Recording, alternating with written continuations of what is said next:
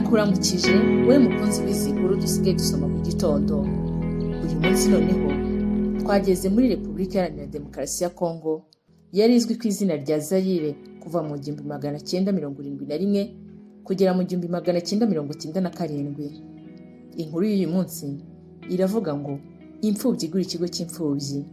Iyi nkuru tibwirwa na Patrick Kayendi Omugamayi w'imyaka 32 wo mu gihugu cya Repubulika Iharanira Demokarasi ya Kongo. Mbibutse ko muri iyi minsi turi kwibanda ku bihugu by'uburasirazuba no hagati muri Afurika, ari byo Uburundi, Repubulika Iharanira Demokarasi ya Kongo, Djibouti, Eritrea, Ethiopia, Kenya, u Rwanda, Somalia, South Sudan, Tanzania ndetse na Uganda. Mbere yuko dutangira inkuru yacu, reka ngushimire wowe wakoze subscribe kuri iyi channel yitwa Sister Yvonne Mushimiyimana. Mbibutse ko iyo ukoze subscribe bigufasha kujya ubona amakuru igihe cyose nshyizeho video, uhita ubibona kandi ugahita uyireba. Nkwibutse kandi yuko ubaye ufite icyo ushaka kumbwira, yaba comment kuri video yasohotse cyangwa ikindi icyo ari cyo cyose, ushaka kugishyira aho hasi muri comment mpita mbibona kandi nkagusubiza. Reka ngushimire kandi wowe ukora like ndetse ugakora share, nukuri Uwiteka aguhe umugisha, kuko bituma iyi nkuru igera no ku bandi kandi nzi ko izi nkuru zifasha imitima ya benshi. Reka dutangire inkuru yacu. Mbese hari ubwo wigeze witwa umurozi? Buri muntu wese yitaga Patrick Kayendi w'imyaka 14 y'ubukuru umurozi, ubwo nyina yari amaze gupfa. Patrick yari umuhungu mukuru mu muryango w'abana 9 mu gihugu cya Repubulika Iharanira Demokarasi ya Kongo. Nyina niwe wari utunze umuryango, ariko amaze gupfa mu buryo butunguranye, inshingano ze zose zasigaranye Patrick. Kubera ko atashoboraga gukora, Patrick yavaga kunza ajya ku yindi asabiriza ibyo kurya. Abaturanyi bageze aho bamufata nk'umurozi, maze banga kugira icyo bamufashisha. Nyuma y'umwaka, abategetsi bashyize Patrick mu kigo cy'imfubyi, aho yaryaga kandi akiga. Ubwo Patrick yari amaze imyaka 21 y'ubukuru, icyo kigo cy'imfubyi cyarafunzwe, maze yongera gusubira mu muryango. Abantu bamubonye agarutse barongoreranye bati wa murozi yagarutse. Imyaka 2 yamaze avuye mu kigo cy'imfubyi yamubereye imyaka mibi cyane mu buzima bwe.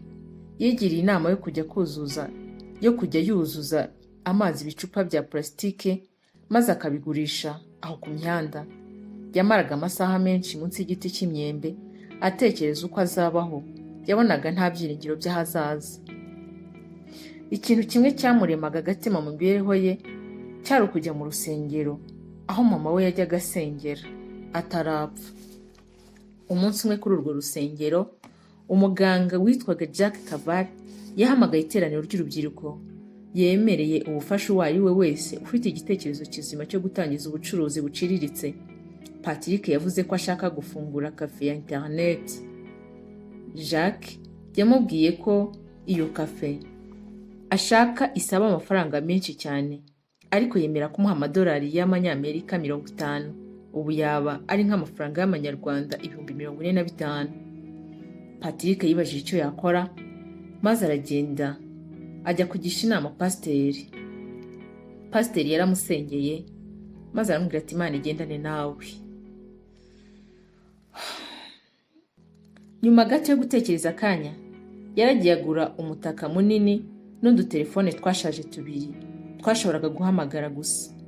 Yateye ameza ku muhanda munsi y'awa mutaka, ashyiraho icyapa imbere kivuga ngo hano hari telefone. Abantu barazaga bagatelefona ubundi bakamwishyura. Patrick aragira ati abaturanyi banjye barandebaga bakavuga ko ntacyo nzageraho. Baramubazaga bati ubucuruzi bwawe ni bucuruzi nyabaki, ibi ntacyo bizakugezaho. Mu gihe cyo kubara akuyemo ayo yakoresheje agura ibikoresho, Patrick yasangaga yungutse amadolari 2.5 ku munsi. Nyuma yaho yaguzaga pikipiki, maze atangira kugakoresha tagisi nijoro. Nyuma y'igihe yasanze yarizigamiye amadolari 300.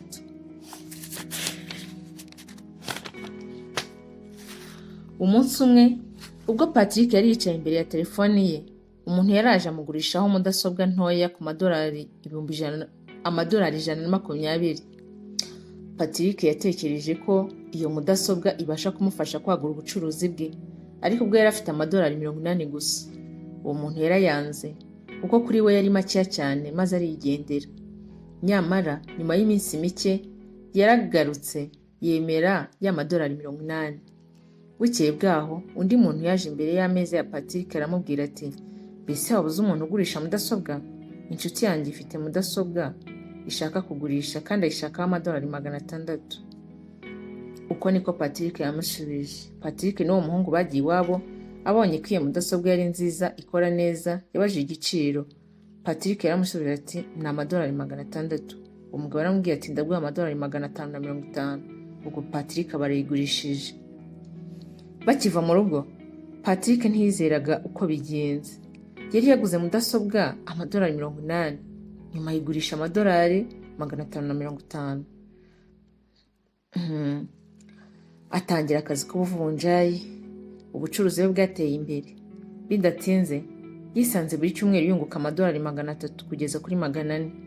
Ubucuruzi bwe bwariyongereye bugera ku madolari 2000. Patrick yaguze ikigo cy'imfubyi yigeze kubamo.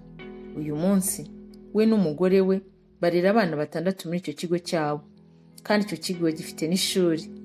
Afasha abana bo mu mihanda, bakaza akabagaburira ku buntu, kandi agenera buri mupfakazi wese ushaka gutangiza ubucuruzi buciriritse amadolari 50. Abaturanyi ntibakimwita umurozi. Patrick aravuga ati, abantu bavugaga ko nari umurozi, ariko Imana yaberetse ko ndi umwana wayo. Tubashimiye ko mwakurikiye ino nkuru. Mugire umunsi mwiza, ntimuzacikwe n'inkuru y'ejo.